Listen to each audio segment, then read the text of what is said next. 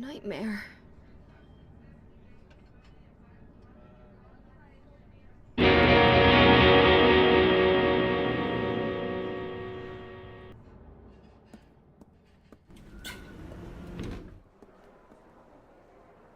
Estes pés estão prestes a tocar uma música que eu nunca me esquecerei.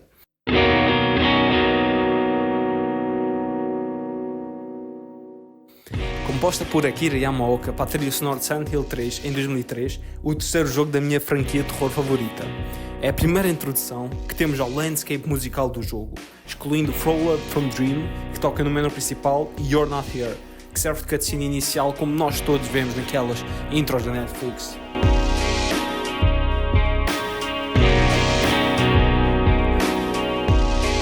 Eu descobri Silent Hill 3 assim de um modo inusitado, quando da minha cama, com a minha guitarra, encontrava-me aborrecido e procurava por novas músicas na aplicação de Songster. Assim de repente encontrei Promise, e esta tinha uma tablatura feita por um russo. Logo sabia que aí vinha boas coisas. Então as primeiras notas deste arpégio captaram logo a minha atenção.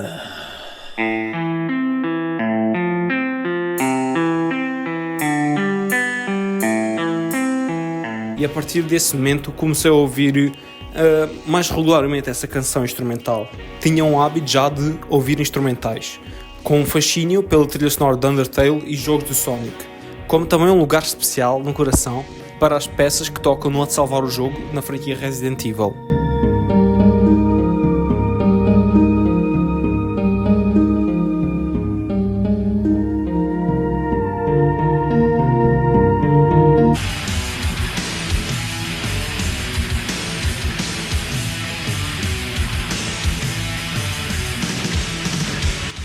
Os Metallica também me introduziram ao mundo das canções instrumentais longas e por vezes até sendo as melhores obras escritas no álbum em que se encontram, Orion e Call of Cthulhu, que são produtos de Cliff Burton e Dave Mustaine, respectivamente, e ensinaram ao mundo a sensibilidade musical que estes javares loucos por cerveja poderiam ter nos seus instrumentos.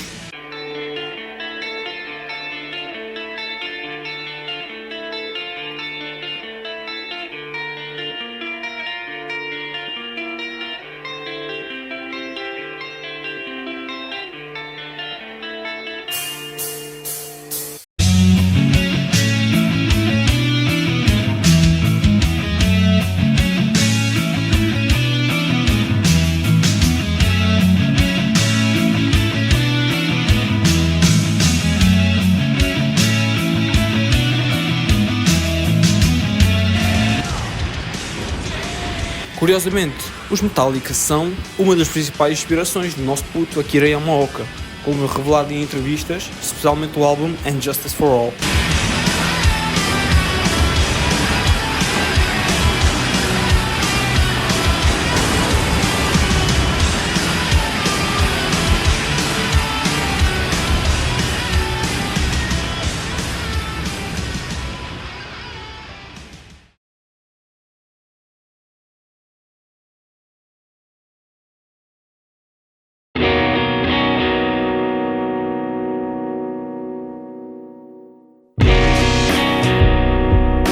Após este pequeno desvio, vamos retornar a End of Small Sanctuary.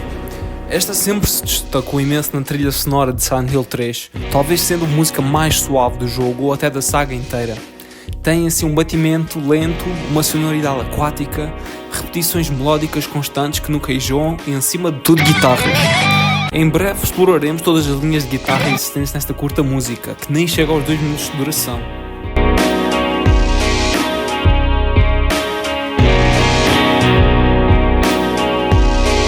Em toda a minha investigação, eu nunca encontrei uma menção da sua parte pelo Akira, o que é até bastante compreensível. Com dezenas de músicas compostas, até já tendo umas com vocais, é de se esperar que não se encontre tempo e espaço numa entrevista para mencionar esta pequena joia musical. Não mencionada e também nunca tocada ao vivo, diga-se de passagem. Akira já fez vários concertos dedicados a Silent Hill, porém esta nunca foi tocada. Até já bandas fizeram cover desta peça nos seus concertos ao vivo, o que demonstra claramente uma falta de repertório para se tocar.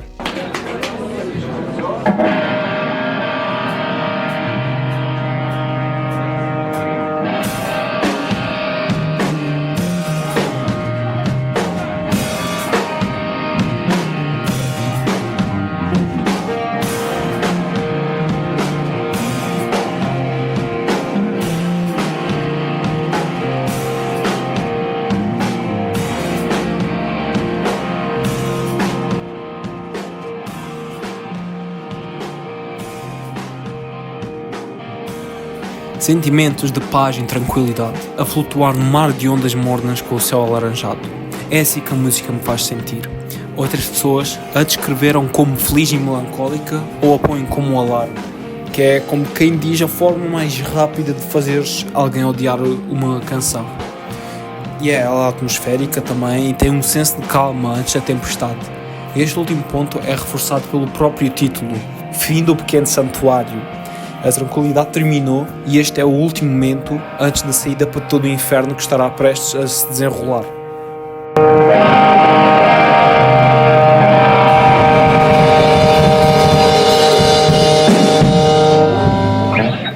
Na parte instrumental temos a bateria, um baixo e como posso dizer, as amadas e icónicas guitarras, não é? Uma música que é um loop perfeito, só poderia ter na sua fundação um loop.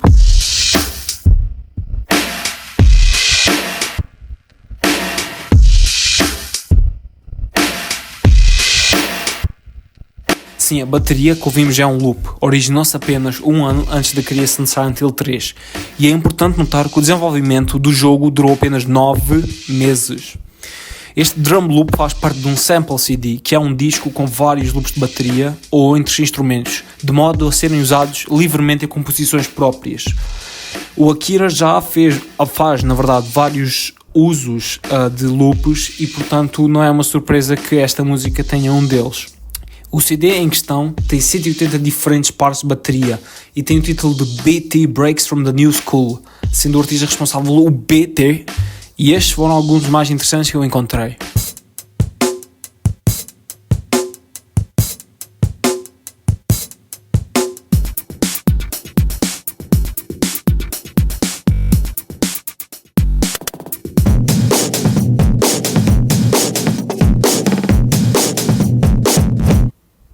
A faixa número 88 é De Onde Vem a Magia, intitulada Jimmy Break, que é, como óbvio, provém de uma música antiga de 1970, The Mixed Up Cup, de Clyde McPhatter.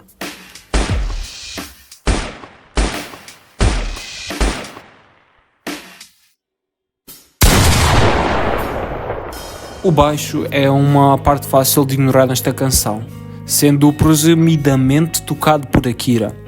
Pela sonoridade é fácil assumir que não se trata de um baixo físico, e sim uma reprodução digital num sintetizador a teclado.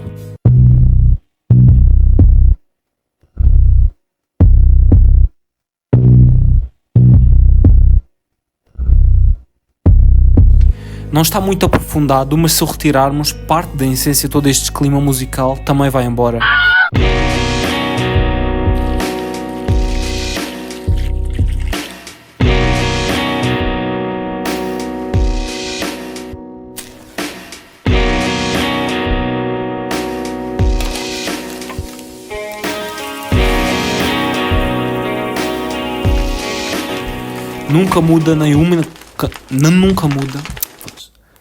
Nunca muda nenhuma única nota ao longo destes 2 minutos, tal como a bateria.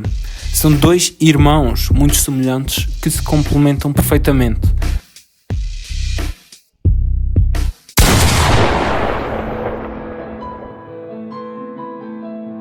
Por último, passaremos a falar das guitarras.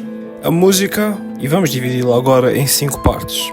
A guitarra foi afinada para ficar em Mi bemol.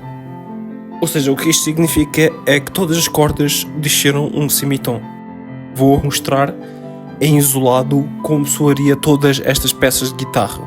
Infelizmente não consegui isolar todas as guitarras que o Akira toca nesta música, portanto tive que improvisar e apanhar a guitarra do zero só para conseguir-vos demonstrar isto.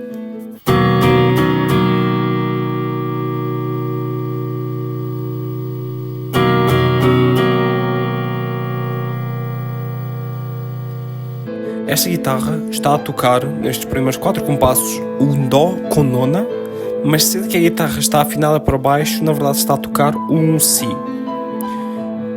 Nos 4 compassos seguintes acontece um arpégio, vou fazer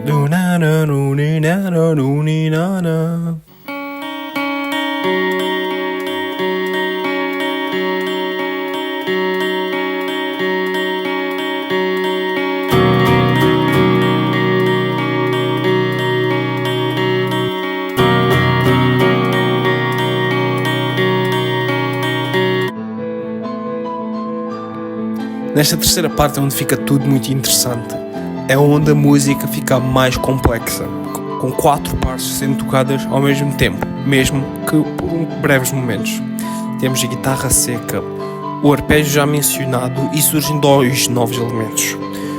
Os harmónicos, que são tocados na casa 12 da guitarra, e uma nova espécie de arpejio, só que desta vez mais grave.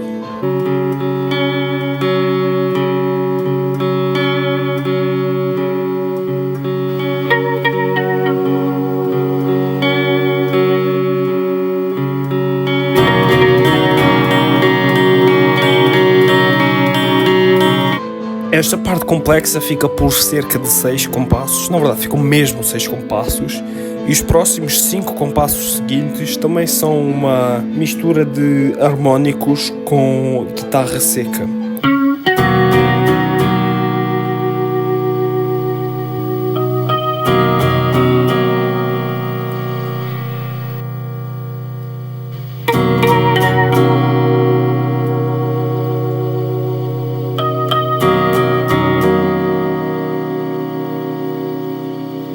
Ou seja, em cada fase diferente desta música existe sempre uma combinação diferente de guitarras.